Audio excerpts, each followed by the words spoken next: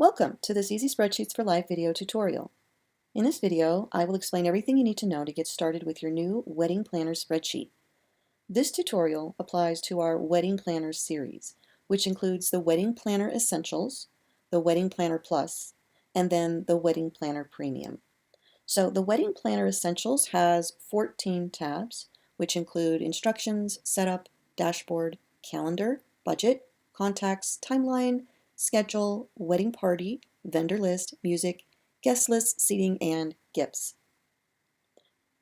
The Wedding Planner Plus has 17 tabs, which include all tabs in the Wedding Planner Essentials, as well as venues, attire, and caterers.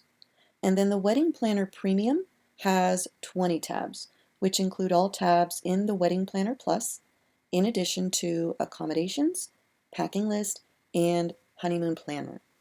So in this video, I'm going to go through the Wedding Planner Premium because it includes all tabs, so no matter which spreadsheet you purchased, you'll learn all about your specific template. So first we're going to go over to the spreadsheet and start in this Instructions tab. At the top, there are links for contacting us, the Frequently Asked Questions page on our website, this video tutorial, and then a link to the Tips and Tricks page also on our site, which can really help you get the most out of your spreadsheet. Just below that is the list of all tabs that are in the template. So you can either click on one of these links and go straight to that tab, or you can just select one of these tabs down here at the bottom. Then below that is an important Read First section. We highly recommend making a copy of your spreadsheet before you enter any data, and this will give you an unused original version that you can copy from if you ever happen to delete or break any formulas. However, if you don't have a copy, or you can't find the copy you made, you can always go back to your Etsy account and download the file again. Next, you'll find that the spreadsheet is protected, and if you want to find out more about spreadsheet protection, you would just click this button here, and you will jump to that section where you can read about what it is, how it works, and how you can change the protection on your personal template copy. So I'll just click here and it'll take me directly to this spreadsheet protection section, and you can read all about that here. Okay, going back up to where we were, there's a lot of instructions. Just this small section here that just gives you some tips as you're going through all of these instructions for each tab. Basically, you'll want to be aware of how the various tabs sync with each other, and that will help you understand how the data you input is used in other parts of the spreadsheet. Then as we scroll down, you'll see these links to each tab instructions section below. Just click on any tab you want to read instructions for, and you'll jump right there. For example, let's go all the way to the bottom, and it'll take me directly to the Packing List tab instructions. So if you're familiar with Google Sheets and you feel comfortable jumping right in, then this page is probably all you'll need to get up and running. There is a lot of information on this tab that should help you get set up and started quickly with your wedding planner. We're going to move on to the Setup tab, which is the first actual step you'll need to take as far as inputting data into your template. So you'll see that I already have some mock data here in this tab, and you'll see that throughout the template. But you'll just want to enter names for the bride, the groom, the date and location of the wedding, and then here at the bottom, you'll just enter your preferred currency symbol. So let's just pretend this was blank, and all you do is you click into the cell and type, and I'm going to use the dollar. And that's all there really is with the Setup tab, but I do want to bring to your attention this sidebar over here that has the countdown, the number of days until the wedding date, and then today's date, and then below that links to each tab. So you can either click these links to jump to another tab, or again, you can simply come down here and click on the tab itself. Next in the order is the dashboard, but we're going to come to that a little later because it's sort of a high-level view of some of the other tabs, and once we take a look at those other tabs, we'll come back to the dashboard And I'll go over how the data is reflected there. So after that is the calendar, but again, we'll come back after we enter some data that populates this tab so you can see and understand how it all works together. So for now, we'll just move on to the budget tab. The first thing that I want to bring to your attention is that throughout your spreadsheet, you'll find that some cells have a colored background and some are just white. The colored cells have formulas in them and should not be edited. The white cells are where you will make your entries. But don't worry about accidentally deleting or editing a formula cell because the spreadsheets are protected. And I talked about that a little when we were going over the instructions tab. Basically, if you type into a colored cell, you'll see a warning message that will either allow you to back out or move forward with editing the cell. For example, if I clicked into this colored cell here and I tried to type, then I'll get this message telling me that that cell is protected and you may want to back out. So you would just hit cancel to not make the change, or you could hit OK, which will make the change, but just keep in mind that you are probably writing over an important formula. You can also hit the X button or just hit escape. And that way, you never accidentally delete a formula or other important text. If you want to change it, you can. You just click that OK button, and whatever edit you made in the cell will apply. So here in the Budget tab is where you will create and track your wedding budget, which is critical for making sure you're not overspending, which is very easy to do when planning a wedding. So you'll want to have at least a good idea how much money you'll have toward your wedding so you can plan effectively and distribute the funds toward those elements and categories that are most meaningful for you. For most, it's all about priorities and being selective about what's important for you to include in your big day. So here at the top, you'll start here in the cash flow summary table by entering your planned or in other words, budgeted starting balance. And this is the amount of money you currently have to put toward your wedding expenses. So your current starting balance will likely be the same as your planned starting balance. So you would either type the same value here in the current column, or you could type a different value if that applies. And so those are the only two entries you'll make here in this table. Everything else is auto-calculated. The next step on the Budget tab is to go down here to the General Expense Tracker, and you'll list those categories that you want to include in your budget for general expenses. And when I say general expenses, I mean any expense applied to your wedding that is not vendor related. And this is because all vendor expenses are accounted for separately, and we'll go over that in a minute. So here, again, I've already entered some mock data. Again, you would just click into the cell and just type whatever category name is applicable to your situation. And once you have your list of general expense categories, you'll then want to fill in your planned or budgeted amounts for each one. So here for gifts, I'm planning on spending $500 for gifts.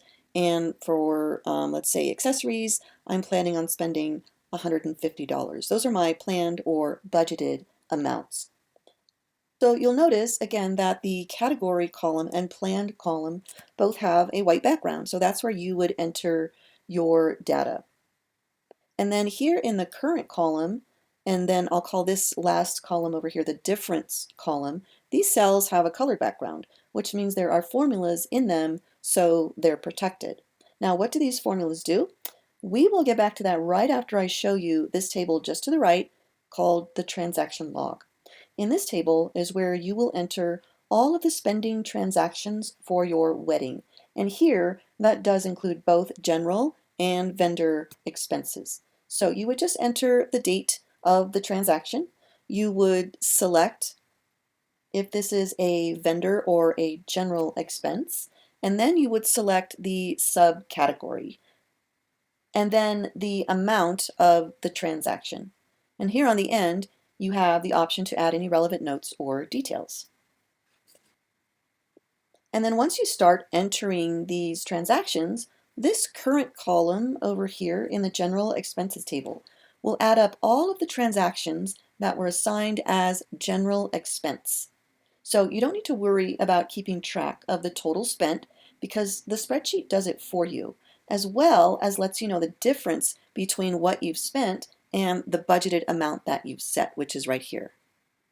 So for example, I have this budgeted amount for gifts, which is $500. But my current spending for gifts is $65. And we can verify that by just coming over here and looking for gifts. So this transaction was $35, and then this transaction was $30, and looks like that's all there is. So that's $65. So that adds that up right here, and then it gives you the difference between the budgeted and the current spending. So this is how much I have left to spend on gifts out of my budget. So again, this is just the general expenses. So what about the vendors? Well, we'll go over here to the vendor payment tracker, where we'll see all this data that's been pulled in from the vendor list tab, which we'll go over a little bit later. Basically, the vendor information you enter in the vendor list tab will auto-populate here in these first three columns. And then this paid column totals all the transactions over here in the log that you've entered that were categorized as vendor expense, like this one. And it does that for each vendor listed. So this planned amount here is pulled in from the vendor tab, and this paid amount is the total from the transaction log here in the middle. And then the spreadsheet will calculate the difference and let you know how much you have left from each vendor budget. The only entry you need to make in this table is the final due date for the vendor balance, and this date will show up on the calendar, which again we'll go over a little bit later. So we've gone over the three main tables where you'll input data on this tab, but there is one more over here on the left toward the bottom, and this is where you'll enter any future deposits into your wedding budget. So here in this first white cell, you'll enter the planned amount of deposits you expect to add to your wedding budget. So maybe you're planning to deposit, say, $1,000 a month for the next 6 months leading up to your wedding. So here you would enter $6,000. And this amount will auto-populate up here in the cash flow summary table for planned deposits. And then after that, it's just a matter of entering deposits as they're made. And you can even indicate where the contributions are coming from. And as you add these deposit transactions, the cash flow summary table will update the current deposits field here. This table will also auto-calculate the budgeted amounts you've set for both vendor and general expenses, as well as current transaction totals for each and the remaining balance. There are also a few graphs that are auto-generated and just give you a visual breakdown of various aspects of your budget. So you got the three up here at the top, and then you've also got one more pie graph down here below, along with the list of the top 20 budgeted expenses. And last on this tab, I just want to quickly point out the overview table here at the top, which allows you just to quickly review several important totals pertaining to your budget. So this tab is probably one you'll visit often, especially as you get closer to the wedding date and start making more transactions. And I just want to encourage you to keep this tab updated as much as you can, so you always have an updated and accurate view of your spending and budget balances, which will prevent you from that overspending. Okay, now I do want to show you how the vendor list tab feeds data here into the vendor payment tracker. But first, I just want to briefly go over these next 4 tabs down here, which are very simple but very helpful in planning and organizing your wedding. So the first is the Contacts tab, which is just one more resource to help you with wedding planning. This tab doesn't sync with any other tab, so it's completely independent and optional, but you can use this tab just to quickly add names and contact info for family, friends, coworkers, neighbors, even vendors. We have this separate vendor contact table over here. So it's just a place to sort of dump all of this information so you're not searching like in 5 different places for a phone number or email address. And you can even categorize by relationship or vendor type if that helps you. Okay, next is the timeline. And the timeline consists of 8 separate tables that represent different time periods where you can organize all of your tasks and events leading up to your wedding day. So the first table is for all events and tasks that occur or are due a year or more in advance of your wedding date. And then the next table is for all events and tasks that are assigned a date that fall between 6 and 12 months before your wedding. And so you have 6 more additional time period tables as you scroll down, all the way up to your actual wedding day. So you can give each event or task a name, assign it a date or like a deadline.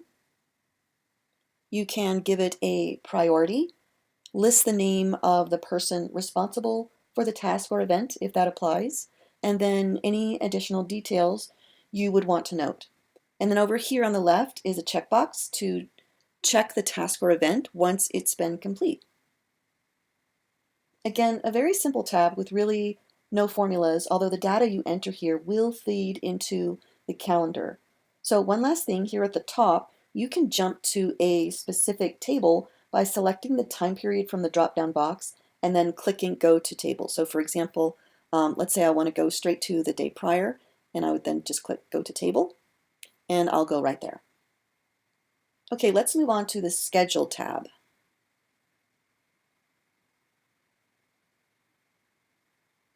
Which gives you a place to schedule every detail of your actual wedding day. So this tab is organized into 3 separate tables, which are pre-ceremony, and then a ceremony table, and then a post-ceremony and reception table.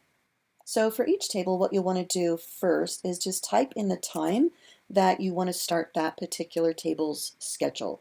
For example, up here in pre-ceremony, which is really from the moment you wake up until you walk down the aisle, let's say you want to get an early start and wake up at, I'm going to change this, I'll say 6:30 in the morning. So you just click in the cell, type in 6:30 a.m. And as you can see, the table will auto-generate the rest of the times in half-hour intervals for you. And then let's just scroll down here to the ceremony table.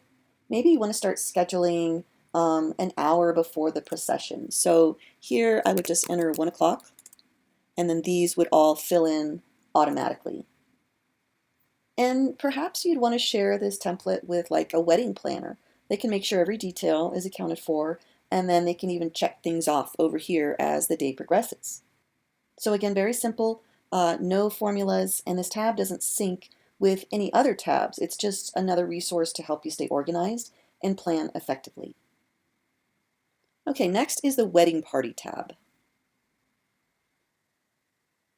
And this tab is organized into 3 tables. We've got bridesmaids, groomsmen, and any additional wedding party roles that you might want to include.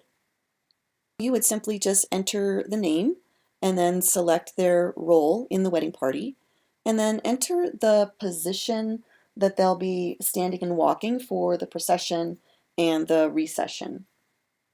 And then you can select the escort over here, but it's really important to know that this drop-down menu is generated by all names that you list on this tab. So here in the bridesmaids table, the groomsmen's table, and then this last table here, that's how you'll get this list.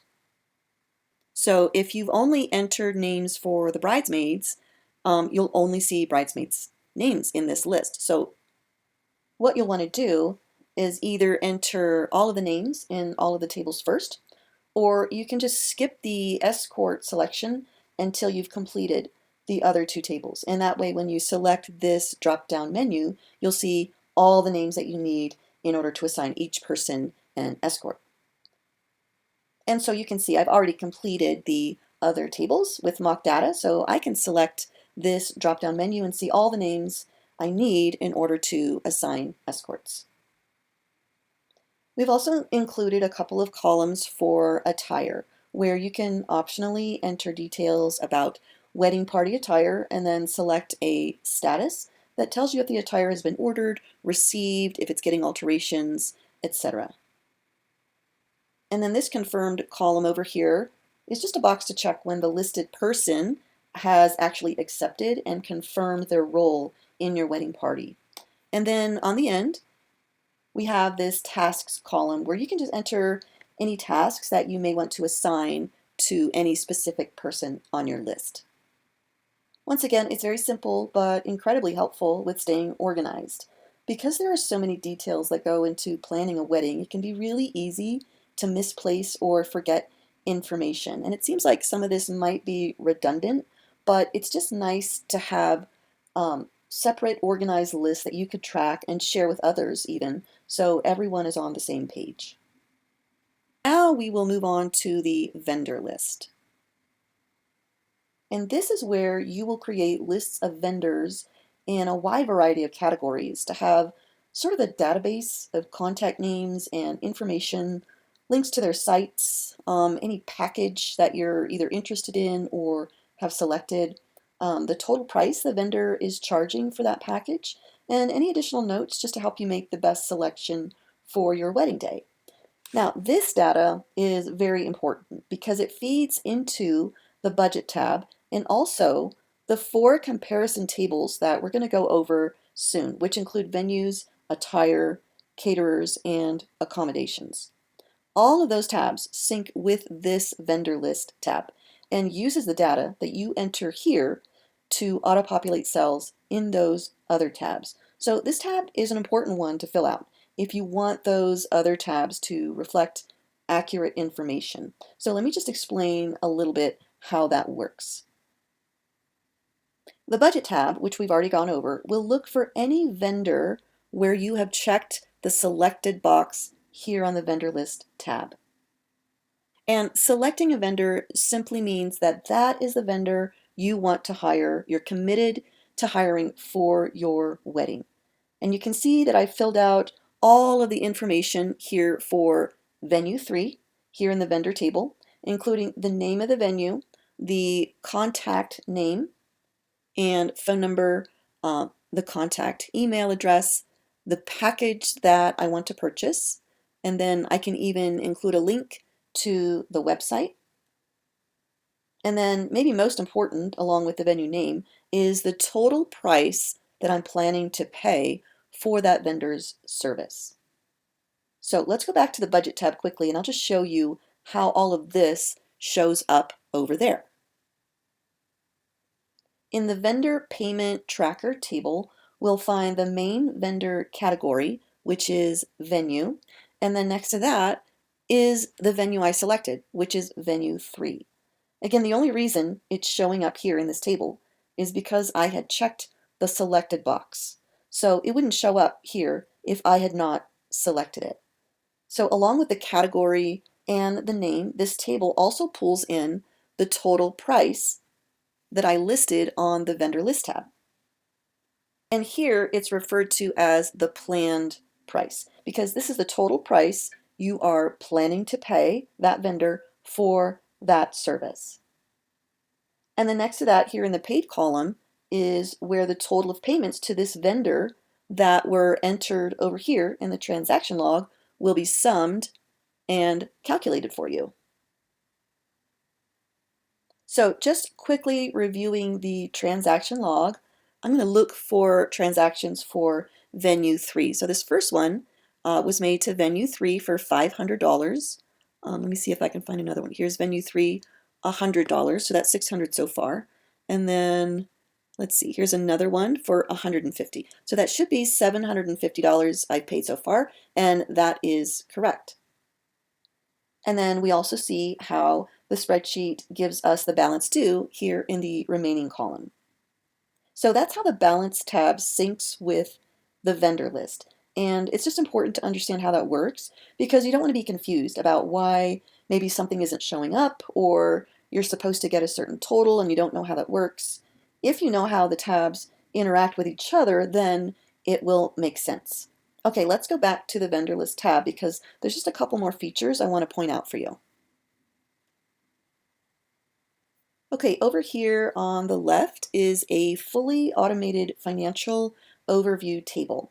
And this table just pulls in all of that data from the budget tab that we just looked at, and we just added the information here for convenience. So you can quickly review this table to see which vendors you've selected over here in all of these category tables, what the total price is for their services here in the planned column, how much you've already paid toward the planned price, and then the balance that is due, and the percentage of the total price you've paid so far. Again, it's all automated, so you can see there's no white cells, so that means this table is all formulas and no need to enter anything here. Now, just scrolling down a bit, we'll find a couple of graphs, just a way to give you some visual feedback with breakdowns by vendor and then also by vendor category. And then as we keep scrolling down, I just want to show you down here towards the bottom that there are a few tables that are blank. So you can add any sort of custom vendor category that you like, whatever is relevant to your situation. And for the sake of aesthetics, we've left these cells with the same color palette as those above. So even though these cells do have a colored background, they are not protected. So you won't see the protection warning when you're adding text to these blank title cells down here. And then the last feature I want to show you is all the way up at the top. And as we scroll up, you can see there are many vendor category tables that you can use, 22 in all. But of course, just choose the ones that are relevant to your wedding planning. And obviously, you don't have to fill out all 10 rows of each category table. Maybe you only want to add the one vendor you already know you're going to use, and that's totally fine. We've just included 10 rows for each table, so you have plenty of space to add a variety of vendors that you can compare with each other and make the best possible selection for you, one that fits your style and your budget. Okay, here at the top, you'll see another jump to table dropdown, and you can just select the vendor table that you want to jump to. Let's choose one way at the bottom. I'll choose childcare, and then I'll just click this link, and it'll take me straight there, so I don't have to do all that scrolling. And I mentioned earlier that some data from this tab also auto-populates cells in the comparison tabs, such as venues, attire, caterers, which are all included in the Wedding Planner Plus and Wedding Planner Premium templates. So if you ordered the Wedding Planner Essentials, you won't see these tabs, and you can actually just skip ahead in this video to the section where I go over the music tab. So I'll just add a little note to let you know the time on the video where I start talking about that, and you can just jump straight there. Otherwise, let's look at venues and we'll see what that looks like.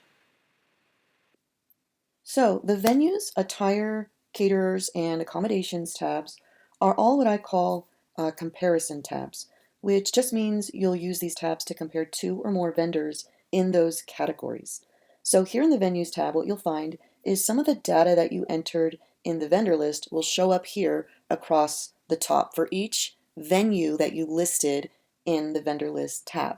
Now, if we just quickly go back to the vendor list, we'll see again that I had filled out mock data for, let's see, 7 venues. The name, the contact info, etc. Now, going back to the venues tab, we'll see some of that data here up at the top. We'll see the venue name, the contact name, phone, email, and even the website link. If you added one in the vendor list, that will all auto-populate here as well. So that's how the venues tab syncs with the vendor list.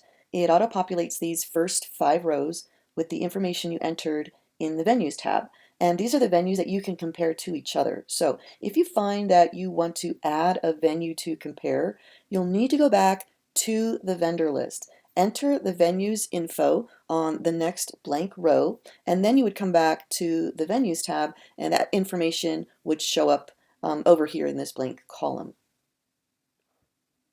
So the first cell that you would enter data into is just below the link over here, and it is for capacity. In other words, how many people can the venue service, which is really important to know, especially if you plan on having a large wedding. And then underneath that is a row for availability, and this is somewhat open to what you want to add here. It could simply be a yes to indicate the venue is available for your wedding date, or you could add a date span to show that the venue is available between 2 specific dates. It's up to you. And then the last row in this information table gives you the option to assign a rating to the venue. And you can determine if you want to use like an average Google review rating or maybe just your own rating based on what you know of the venue so far. All you do is click on the icon and a pop-up will appear that you can select from. Okay, so that's all the information that you'll enter up here at the top. And next we'll scroll down and see that you can add photos for each venue that you listed. And this just can help you remember what the venue looked like, sort of, what the vibe is, and to be able to compare with other venue photos. So to add a photo, you can do it a couple of different ways. If you have a photo downloaded to your computer, what you would do is first click into the cell. I'll get rid of this photo. And you'll see that this blue highlight surrounds the cell to show you that it is in fact selected. And while it's selected, you'll go up to the top menu and choose Insert Image, and then Insert Image in Cell. And so you'll just browse for your image, and I have one already downloaded. It's right here. Just click Open, and then Google Sheets will just insert it right into the cell.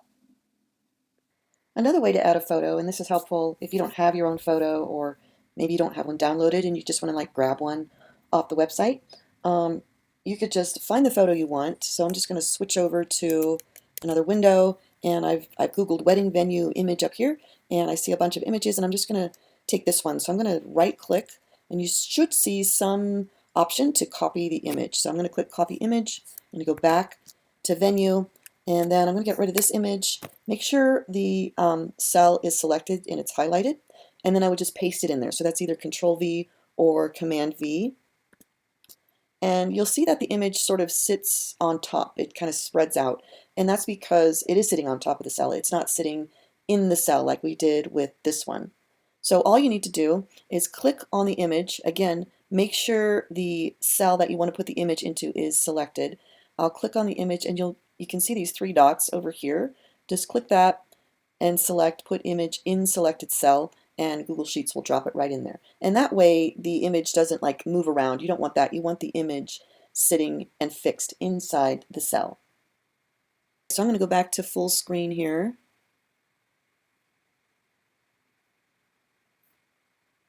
And next we'll look at fees. And you'll find a list of common fees for venues over here, but you can actually change these. You can edit them, add to them if you prefer.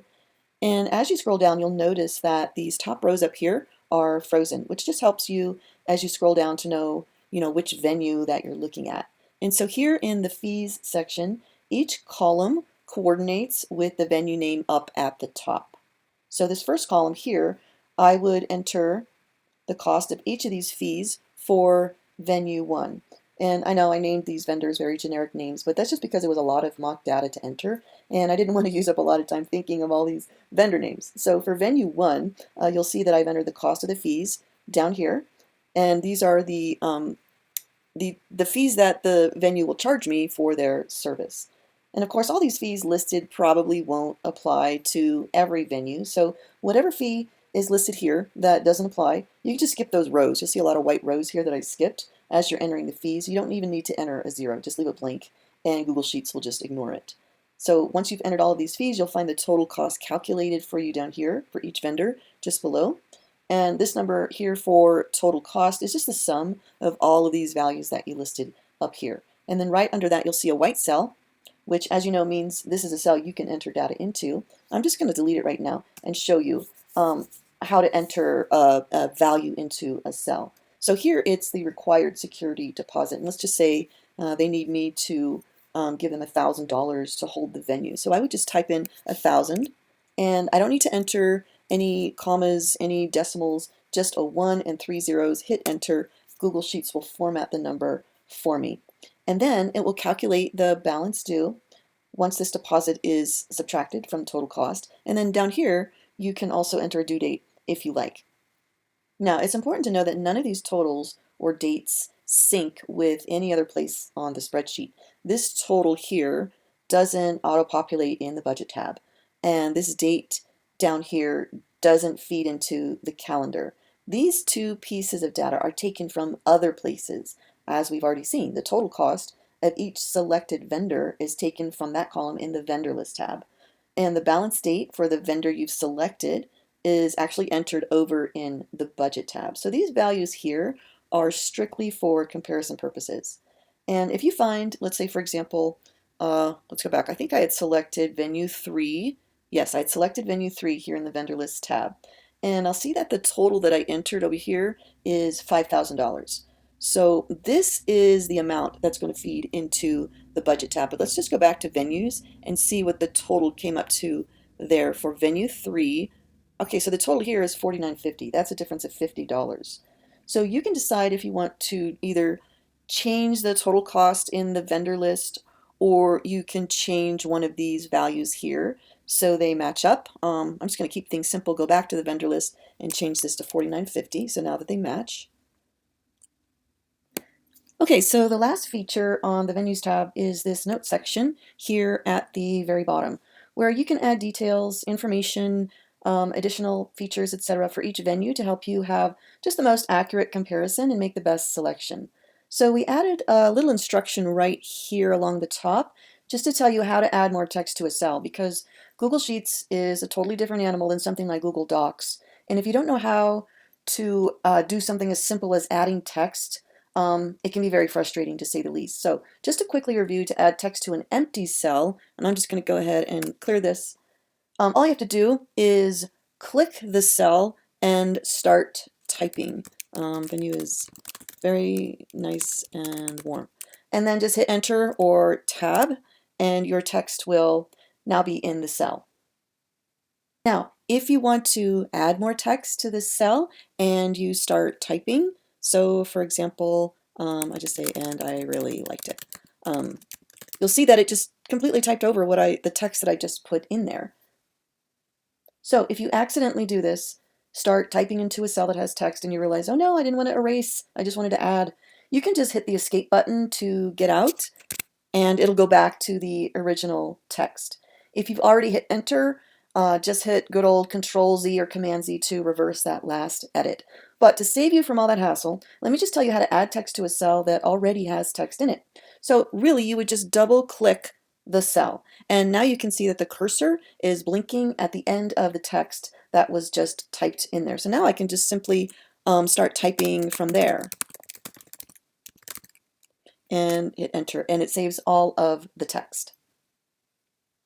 And with Google Sheets, you'll see that as you type, I'm going to double click in here again, and you can see that it sort of spreads out farther than this cell.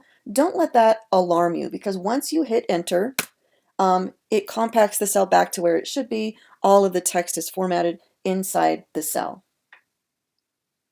And the default formatting for the text in this note section is left aligned, and it's going to start up here at the very top.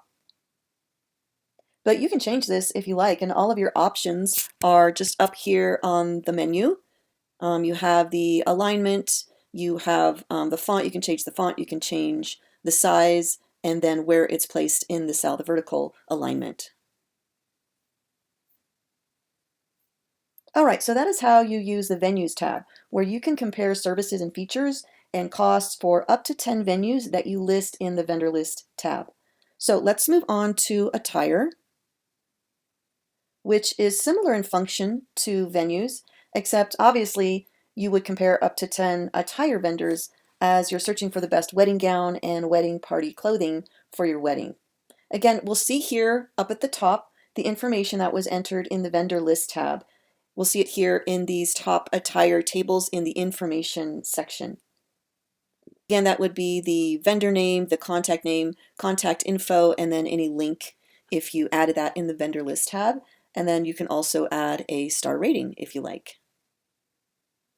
The Attire tab is organized into 5 main categories. So that would be wedding dresses, bridesmaid dresses, groom attire, groomsmen attire, and then other wedding party attire. And they all basically work the same except for a couple of minor differences, which I'll go over in a moment. So let's just start here with the wedding dresses section, where you'll find 3 options for each attire vendor. We've got here, here, and then here is the third. So this just allows you to enter details for multiple options from the same vendor. So you can not only compare vendor to vendor, you can also compare items from the same vendor. So again, you can add a photo, and then for each item you have this table here just to the left where you would enter various information such as the price, the fees. You could add like a style or reference number, the size that fit you best when you tried it on. You can select if alterations are offered and if they're free or not. And then here is a notes box to add more details if necessary. And then you would also check this ordered box here if you want the spreadsheet to include this total in the calculations at the bottom, which we'll get to in just a minute. So I could add 2 more wedding dresses. Here I've added just 1 with my mock data in order to compare these 2 from the same vendor, or I could just compare gowns across vendors. Let's just scroll down to the next section, which is for bridesmaids. And I'll just show you a couple of differences in this section. Again, you can insert a photo and you can enter a price and fees, style number, and then here you can select which role this particular item is for in this section. And this last box down here, you can add a quantity for how many dresses you would want to order or include in the total at the bottom. So if this ordered box is checked, the spreadsheet will multiply this total by this quantity and add it to the final order for this vendor at the bottom. So you would find these options for groomsmen and other wedding party as well, all items where you may choose to order more than one of an item. So as you can see, there's no size field, but that's just because of the option to buy more than one. So you would just list all sizes that are ordered down here in the notes section. Okay, as we scroll down, you'll see the mock data I entered for the other tables, and then here towards the bottom is the totals section. The total order just sums up the quantity of each item where the ordered box was checked. So this says 7. I'm just going to scroll up, and so I checked one here, so that's 1. And then I have 2 more, so that's 3. And here I have 1, which is 4, 5, 6, and this would be 7. So it just totals up all the items that I checked the ordered box for. And then just below it, the total cost sums up the cost of all 7 items. And again, you can add a required deposit and the spreadsheet will calculate the balance due. And then down here, you can enter a due date if that's helpful. And then just below is a note box where you can add more details for each vendor. So I just want to say again, because it's important to know that these totals and dates are not synced with any other part of the spreadsheet. All of these values are strictly for comparison only. So let me just quickly go back to the vendor list tab, and I'll use this handy dandy jump selection to get to the attire table quickly. Where is it at?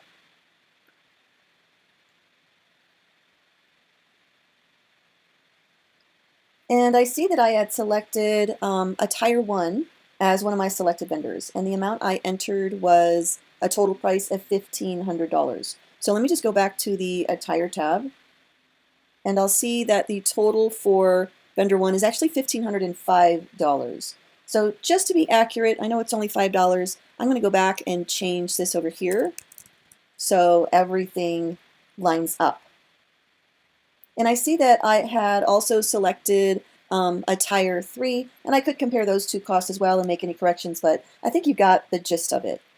Okay, let's go on to Caterers. This is similar in function to venues and attire. Again, it's a comparison tab, and you can compare up to 10 caterers that you listed in the vendor list tab. So again, we see the data that's pulled in from the vendor list up here. And then these white cells where you can add additional information such as the number of entree choices each caterer offers, the style of service offered, buffet, plated, stations, maybe all 3. And then you can select whether the caterer offers free or paid tastings. And then down here is availability, much like the venue tab. And then the last row is where you can select the rating. Then the next section is where you'll find food and drink options listed. And again, these are just the most common options typically offered by wedding caterers, but you can change or add as you like. So for each option, you'll add the number of people that you would want to order for that option. And here, you'll want to add a quantity for every option that any one of these caterers may offer. So here, I've just added a quantity for every option that's listed, even though I may not select some of them for any of the caterers, and that's okay because the spreadsheet only does calculations on those items that you check here in the select column. So here for the first vendor, appropriately named Caterer 1, I entered all of their options and then I entered the cost, the unit cost over here, but then only selected those options that I wanted totals for. So I can clear these checkboxes and make a different selection and the total will change. So for example, we see here this first caterer, I had selected the salmon and I'll select the chicken. And the spreadsheet will take the quantity I listed over here and multiply that number by the unit cost, which of course the caterer should give you because most caterers will price their service per person. So for 50 guests to have the salmon at, let's see, the salmon at $18 a plate, that would be a total of $900. And if I look for the chicken, I also put a quantity of 50 and it just multiplies that by the 13 and that would be $650. And so for all the options that I selected, the spreadsheet will total those costs down here, as well as tell me how many items that total is for. So right now the total is $3,550, but maybe I want to see the total price difference if I selected the pasta instead of the salmon. So I'm going to uncheck this, and then for the pasta I have also 50 people, so I'm going to check that.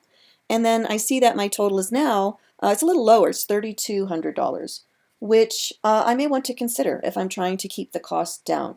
So to compare Caterer 1 to another caterer, I would just fill out costs for each caterer's options, select the menu that I want here in the select column, and then just compare the total.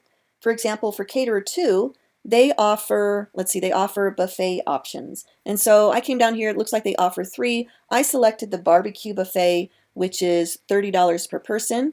Over here I have it for 100 people, so that would be $3,000.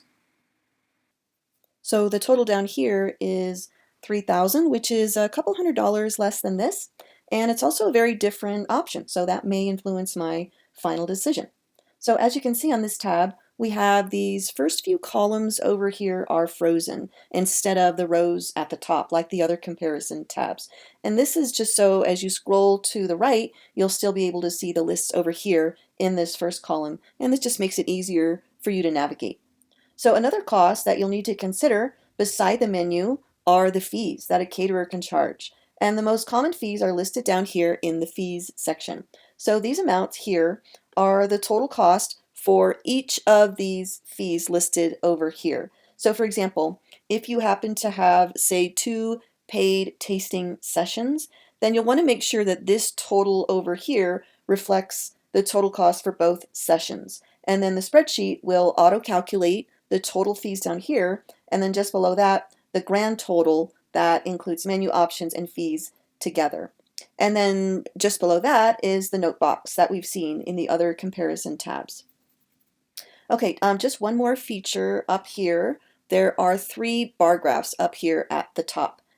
And this just gives you a visual breakdown of all the data that you enter on this tab.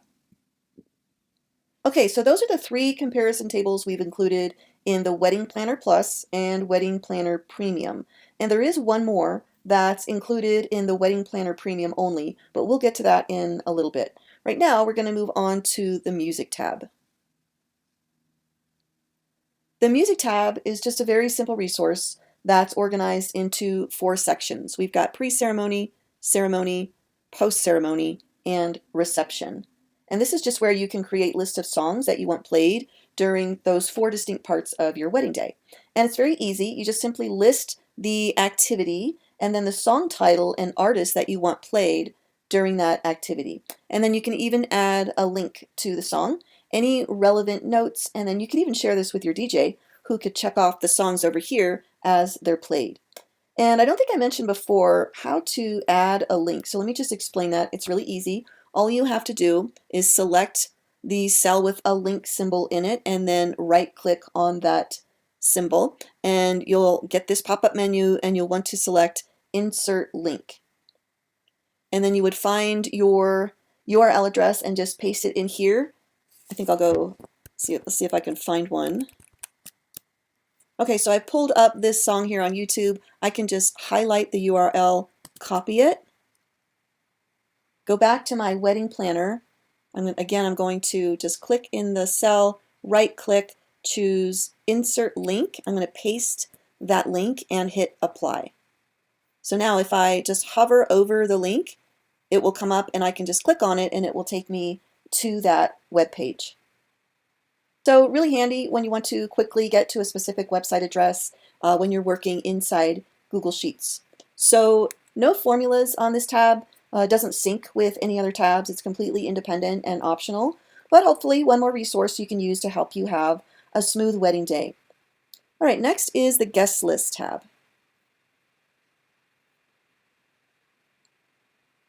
This is where you'll create the list of people that you're going to invite to your big day and track various data such as who is bringing a +1, which guests have children, how many have RSVP'd, etc. So very simple, just add the name of each guest here in this first white column. And the spreadsheet will keep an automated count here just to the left as you add names. So it's my recommendation that you enter both first and last names for every person that you want to invite. This doesn't necessarily mean you'll send an individual invitation to every person on your list, because many will probably be couples or even families. But you still want to write down each individual name, as opposed to, say, like Mr. and Mrs. Bob Smith. You would want to separate those guests into 2 individual names on your guest list, just so you have an accurate list and count when you're using the seating tab. Next, you would select the relationship of the guest to you and your partner, and this data will also sync with the seating tab, so you can quickly and easily ensure that you're seating various family members together, coworkers together, etc.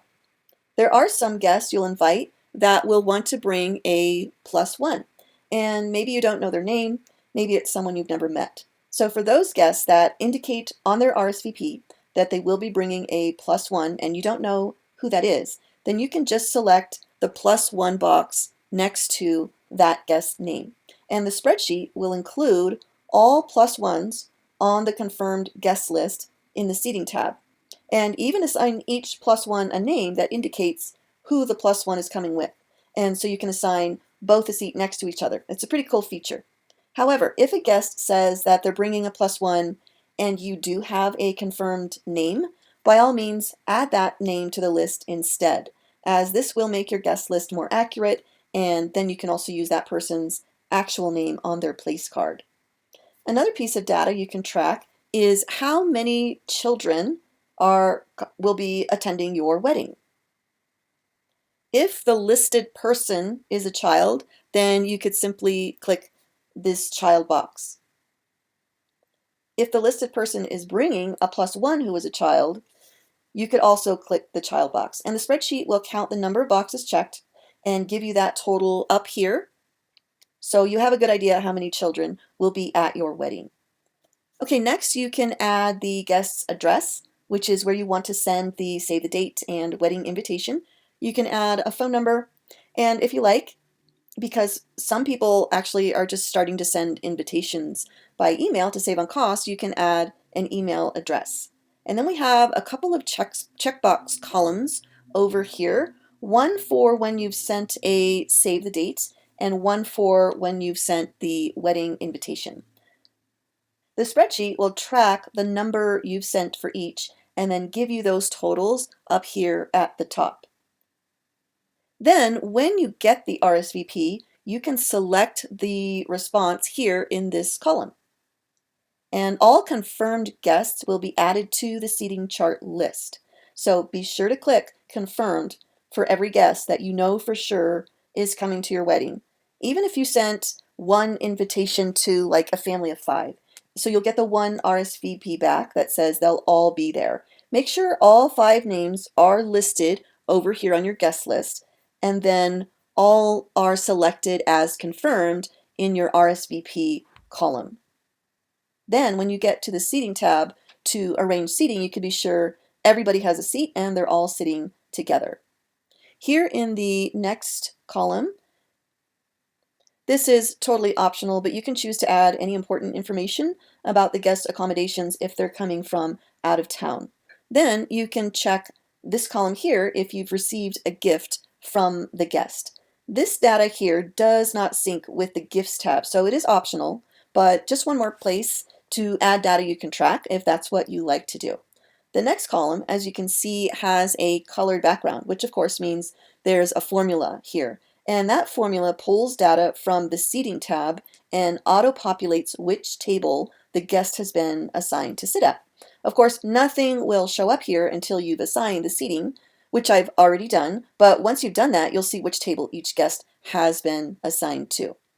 Next, you have the option to select the meal that the guest has selected if you give them that option. That list is up here. This is just the most common options, but you can obviously change this list as you like, and if you do, then this drop-down menu will reflect that. And over here, you can select any dietary restrictions that you would need to pass on to the caterer. And then here on the end, any additional notes that you want to add. So it's lots of data that you can enter and track, and the spreadsheet will use some of this data to calculate totals up here at the top. Just a really fast way to review where you're at with the numbers. And then the value over here is the updated total of all guests that have a confirmed status over here, plus any of the plus ones of those confirmed guests. That's what this total number is here. Now, just an important note, these totals over here for meal choice, these are not synced with any other tab, such as the caterer tab or the vendor list tab. These totals are provided here just to give you more information that you can use to better coordinate the reception menu with your selected caterer. You could also take these numbers and plug them into the quantity column back in the caterers tab just to give you a better idea of total cost. Okay, once you've got your guest list started and you've got some RSVPs coming back, you can start with the seating assignments in the seating tab.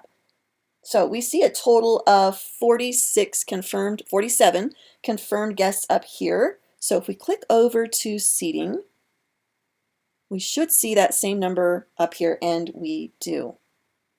And this is the total number of all guests that have confirmed they will be attending, including any plus ones. So this tab is organized into 25 data tables, each with 25 spaces. For most of you, if not all, this will be more seats than you actually need or have available. So up here at the top, the first thing you might want to do is just enter the actual number of tables that the venue is going to provide and the total number of seats. And then as you start organizing your seating chart and start assigning seats, the spreadsheet will let you know how many seats you still have open. Next, you can assign the order of seating for the wedding table. And this drop-down menu is auto-generated from the wedding party tab, where you listed all those names in your wedding party. So here with my mock data, I entered the bridesmaids at one end of the table, with the bride and groom here in the middle, and then the groomsmen filling out the other end of the table. Assigning names to a seat number is really helpful when your wedding planner is making sure everyone is where they should be, or say when you want your mom or friend to make the placement cards and you want them to put them in the right spot. Okay, so once the wedding table is complete, you can move on to seating your confirmed guests. You can see a list of all confirmed guests' names over here in the guests to be seated table. And as you can see, the plus ones, let's find one, they're tagged in a way that lists them right after the guest they're coming with. Also, you can filter this list by making a selection from this drop-down menu that just gives you a list of those relationships you saw in the guest list tab. So let's say I select bride family. Then only those guests that were tagged as bride family would show up here in the guests to be seated table. This just helps you seat your guests according to relationship. So your guests are comfortable with who they're seated next to and just ensures that they have a fun time. So let's say I want to seat all of the bride family guests at the same table, and we'll choose table 2. So when I select this drop-down menu, I will only see the names that are currently on this list, which is filtered as bride family. So I will select a few.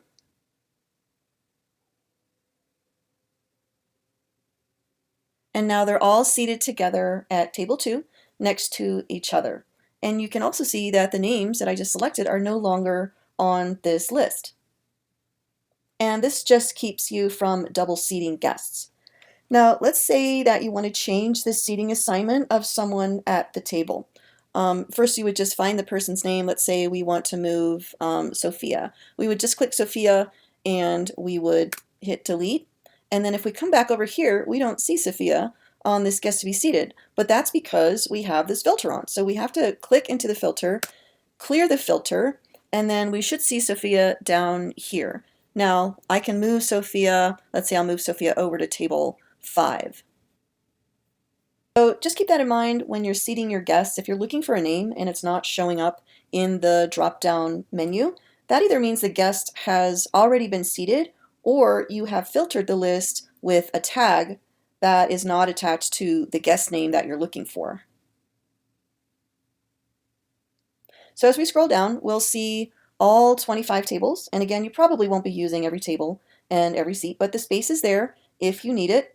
And then over here on the left is just a simple table where you can add the number of seats at each of the tables. Right now the default is 25, but you can change this number and the spreadsheet will calculate how many seats have been assigned to each table so far.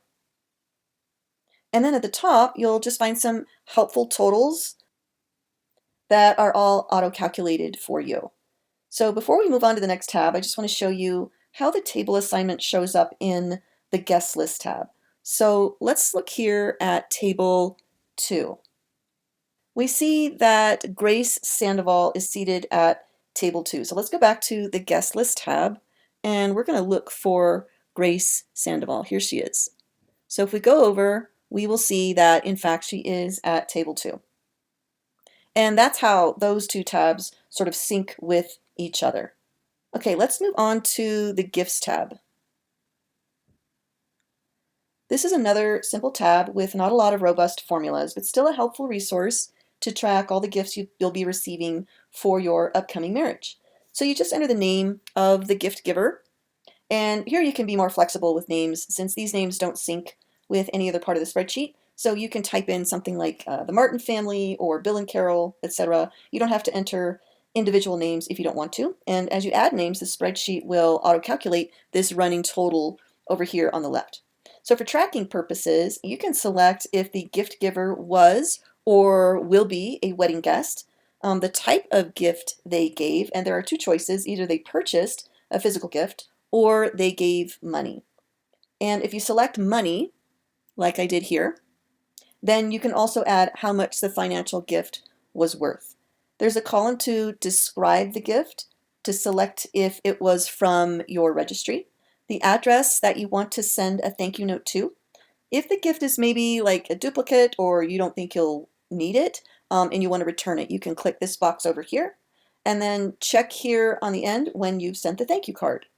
The spreadsheet will keep updated running totals up here at the top for you, just to give you an overall view of the various stats on this tab. Also, some of this data does sync with the dashboard, which we'll go over in just a minute. First, we're going to look at the Accommodations tab, which is only included in the Wedding Planner Premium template, and it's placed way down here because it just seems to fit better with these other guest tabs. So if you don't have the Wedding Planner Premium, just feel free to jump ahead where I start to go over the dashboard and the calendar. And so I'll just add a little note in this video to let you know the time the timestamp on the video where I start talking about that, and you can just go straight there and skip this part. But if you do have the Wedding Planner Premium, you will see this Accommodations tab and find that it's very similar to the other comparison tabs, with these top rows up here auto-filled for you, and then additional information fields where you can add the type of accommodation, the check-in and check-out times, maybe you want to add the distance to the venue, and then the star rating. And then there's a section where you can compare hotel amenities. Just make your selections here in these columns, and you can compare side by side which place has what amenities. And then just below that is the section where you enter the cost of the rooms. So you would enter the daily rate, the max guests that are allowed, and then you can also enter the number of nights that you want to reserve and the number of rooms that you want to reserve in order to compare total cost down here across the bottom. So this total down here will multiply the number of nights that you enter here by the number of rooms that you enter here by the daily rate that you enter here. And then this is that total. So for this tab, there's no selection of which options you want. You would just enter amounts for those rooms that you want to get a total for. The next section is in-room features as opposed to these hotel-wide amenities up here.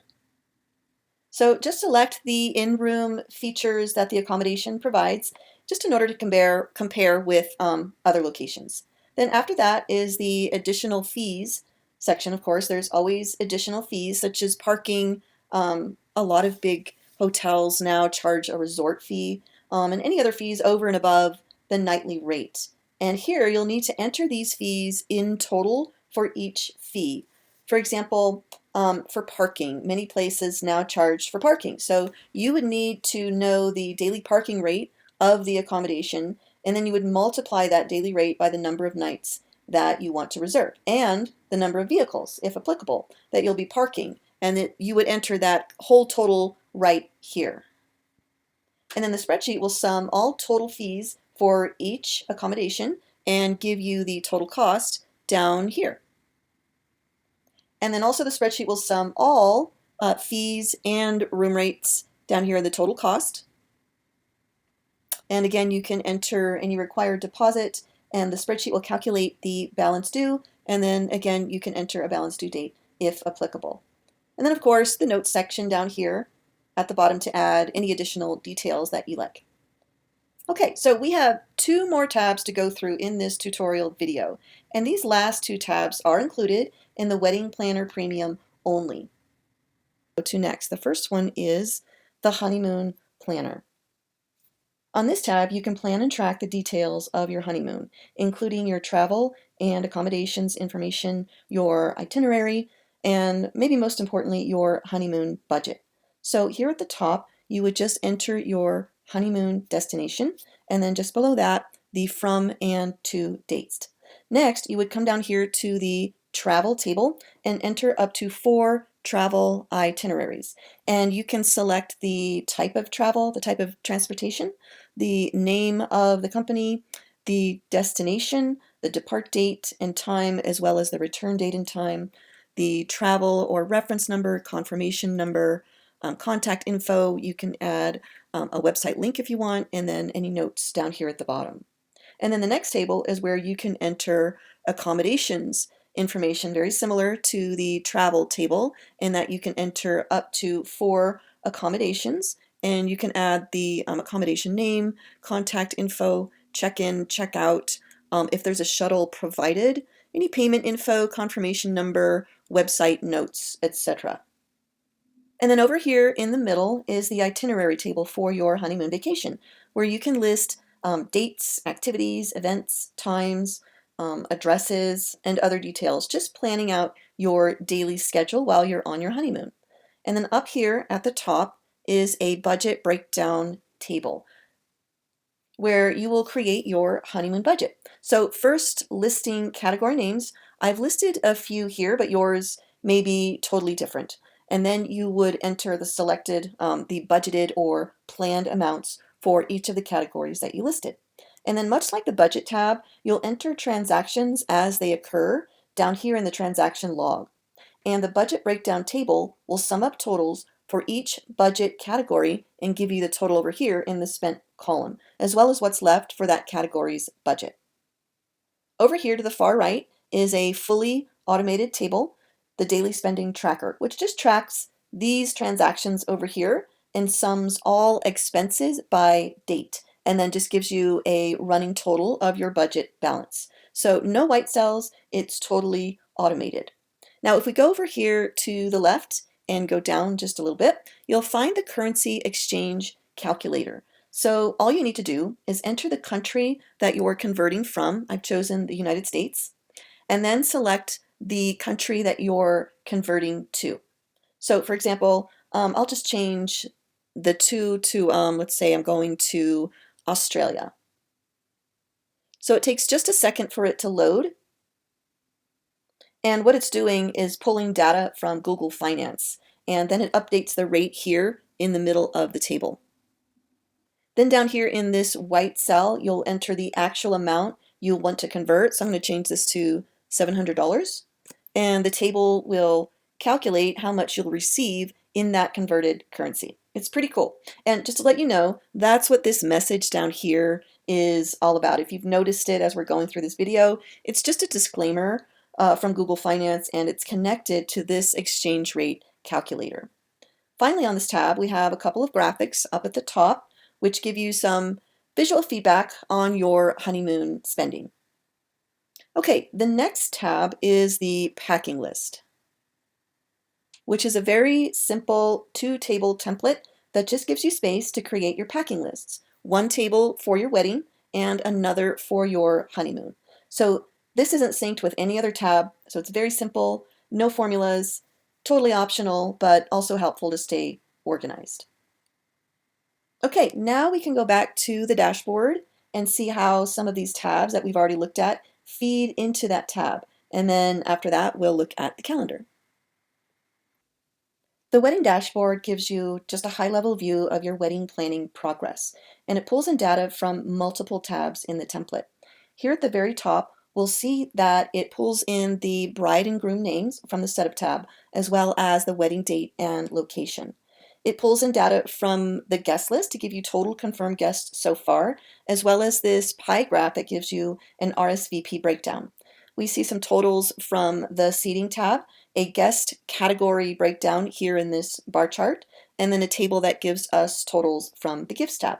And then back up here, we see a table called Due Today, which pulls data from the timeline and the budget tabs. And just to show you how it works, I'll just go back to the timeline tab, and I'm going to change a couple of these dates so it reflects today's date, which is May 3rd. I'll do 3 of them.